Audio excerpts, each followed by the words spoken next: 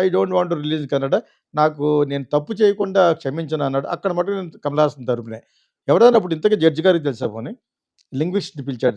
Language సంబంధించినోడిని. యూనివర్సిటీలో అడిగాడా? ఎవరికి తెలుసు ఆళ్ళ పాటుకి ఏం తెలుసు? కొన్ని వేల సంవత్సరాల క్రితం పుట్టిన ఈ భాషల్ని ఏ భాష అందులోంచి పుట్టిందో తెలీదు.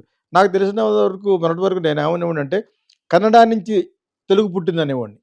కన్నడ నుంచి కన్నడ ఈ 2 లిపి ఒకేలా ఉంటాయి. స్క్రిప్ట్. ప్లస్ ఏమో కన్నడ నుంచి రిఫైన్డ్ లాంగ్వేజ్ తెలుగు.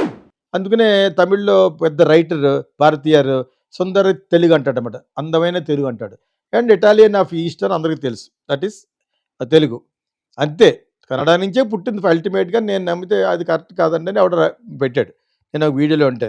పోనీ నీకు కరెక్ట్ తెలుసా? తెలీదు. కరెక్ట్ కాదంటావో ఎవరికో తెలుసు.